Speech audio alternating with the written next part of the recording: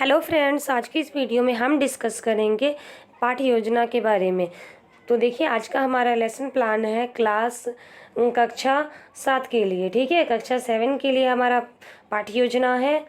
आपको इसमें दिनांक लिखना है, कक्षा लिखना है, विद्यालय का नाम लिखना है, अपना नाम लिखना है, जो छात्र अध्यापक या छात्र अध्यापिका होंगे उनका नाम लिखना है। आपको कलांश भरना है और अवधि डालनी है कि कितने मिनट की आपको पढ़ाना है। ठीक है, हमारा विषय है अर्थशास्त्र, प्रकरण है जनसंख्या का घनत्व। ठीक है, यहाँ पर हम लोगों को क्या करना है, शिक्षण बिंदु हमें लिखना होगा कि हमारा शिक्षण बिंदु क्या है। तो हमारा शिक्षण बिंदु है जनसंख्या घनत्व का अर्थ एवं भारत की जनसंख्या वृद्धि, जनसंख्या घनत्व को प्रभावित करने वाले घटक, जनसंख्या वितरण, भारत की जनसंख्या नीति। ठीक है, आपको उद्देश्य डालना है। उद्देश्य में आप लिख दीजिएगा ज्ञानात्मक उद्देश्य, बोधात्मक उद्देश्य लिख दीजिएगा। इसमें आपको 3 उद्देश्य दिए गए हैं, इसके उद्देश्य को भर दीजिएगा। जब आपका सामान्य उद्देश्य लिखिएगा तो उसमें आप ये लिख दीजिएगा, उस सामान्य उद्देश्य में नॉर्मली हम पहले वीडियो में डिस्कस कर चुके हैं। सामान्य उद्देश्य में आपका चला जाएगा अर्थशास्त्र, छात्रों के मन में अर्थशास्त्र के प्रति रुचि उत्पन्न करना, छात्रों के मन में अर्थशास्त्र को समझने की विधियों को जानना। ठीक है, आगे है हमारा विधि और प्रविधि में क्या है, हम लोग कौन से मेथड का यूज़ करेंगे। तो हमारा विधि है व्याख्यान विधि और कथन उदाहरण और प्रश्नोत्तर। ठीक है, हम लोग व्याख्यान विधि का इस्तेमाल करेंगे और क्वेश्चनरी मेथड हम लोग प्रश्नोत्तर विधि का इस्तेमाल करेंगे। सहायक सामग्री में हमारा चला जाएगा श्यामपट्ट, चौक, डस्टर, लपेट, श्यामपट्ट, चार्ट आदि। ठीक है, पूर्व ज्ञान हम लोग देख लिए हैं और अब है हमारा प्रस्तावना प्रश्न। ठीक है, प्रस्तावना प्रश्न में छात्र अध्यापक या छात्र अध्यापिका छात्रों से कुछ प्रश्न करते हैं जिनका छात्र उत्तर देते हैं। जैसे पहला प्रश्न है, भारत कैसा देश है, तो छात्र उत्तर देंगे विकासशील देशों की क्या समस्याएं हैं, निम्न स्तर, बेरोजगारी और निरक्षरता। छात्रों से तीसरा सवाल पूछेंगे कि निम्न स्तर, बेरोजगारी, निरक्षरता आदि के पीछे क्या कारण है, तो छात्र उत्तर देंगे जनसंख्या में वृद्धि। चौथा प्रश्न करेंगे, देश में प्रति वर्ग किलोमीटर क्षेत्र में रहने वाले व्यक्ति की संख्या को क्या कहते हैं। तो यहाँ पर आप मौन भी लिख सकते हैं। ठीक है, यहाँ पर छात्रों का उत्तर मौन हो जाएगा या समस्यात्मक प्रश्न हो जाएगा। और यही हमारा आज का टॉपिक बन जाएगा।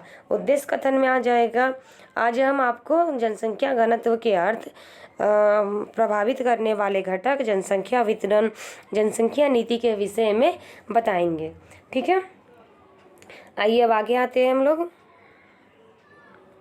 आगे है हमारा प्रस्तुतिकरण। ठीक है, इसमें हमारा शिक्षण बिंदु लिखना है, हमें छात्र अध्यापक क्रिया लिखना है, छात्र क्रिया लिखना है, विधि प्रविधि लिखनी है, श्यामपट्ट कार्य और मूल्यांकन प्रश्न लिखना है। ठीक है, तो हमारा शिक्षण बिंदु है जनसंख्या घनत्व का अर्थ एवं भारत की जनसंख्या वृद्धि। इसमें हम लोग छात्रों से कुछ विकासात्मक प्रश्न पूछेंगे। फिर छात्र अध्यापक या छात्र अध्यापिका उस कथन को ये करेंगे, एक्सप्लेन करके उन्हें समझाएंगे, विस्तार पूर्वक उन्हें उस कथन को समझाएंगे, स्पष्टीकरण देंगे। यहाँ पर आपका छात्र क्रिया में हो जाएगा, छात्र ध्यानपूर्वक सुनेंगे। ब्लैक बोर्ड वर्क में हम लोग जनसंख्या घनत्व का अर्थ लिख लेंगे और मूल्यांकन प्रश्न में हमारा आ जाएगा, किसी देश में जनसंख्या घनत्व एक व्यक्ति प्रति वर्ग किलोमीटर है, किस देश में हम लोग का जनसंख्या घनत्व है ये पूछेंगे। दूसरा क्वेश्चन हम लोग का है कि भारत में किस राज्य में जनसंख्या कम है। ठीक है, दूसरा हमारा इसके अंदर तुम्हारा दूसरा पॉइंट आएगा जनसंख्या घनत्व को प्रभावित करने वाले कारक। तो हम लोग उसमें भी कुछ विकासात्मक प्रश्न पूछेंगे और छात्र अध्यापक या छात्र अध्यापिका उसका स्पष्टीकरण देंगे। कुछ हम लोग ब्लैक बोर्ड वर्क करेंगे। ब्लैक बोर्ड वर्क में हम लोग लिख देंगे कि जनसंख्या घनत्व को प्रभावित करने वाले घटक। ठीक है, और वहाँ पर भी हम लोग कुछ मूल्यांकन के प्रश्न पूछेंगे छात्रों से, जैसे किन स्थानों पर जनसंख्या घनत्व अधिक पाया जाता है। ठीक है, आगे है हमारा जनसंख्या का वितरण। ठीक है, इसमें भी हम लोग कुछ विकासात्मक प्रश्न पूछेंगे और छात्राध्यापक या छात्राध्यापिका स्पष्टीकरण देंगे। ठीक है,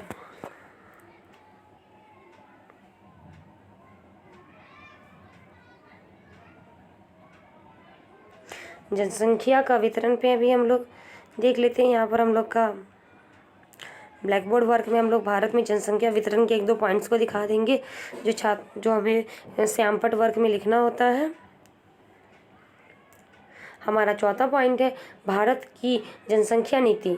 इसमें हम लोग सेम वही कुछ विकासात्मक प्रश्न, जब हम लोग विकासात्मक प्रश्न पूछते हैं बच्चों से, तब वो क्या होते हैं, वो क्लास में एक्टिव हो जाते हैं और वे उन प्रश्नों को जवाब देने का प्रयास करते हैं, जिससे बच्चों के अंदर पढ़ने की रुचि भी उत्पन्न होती है। ठीक है, ये हो गया हमारा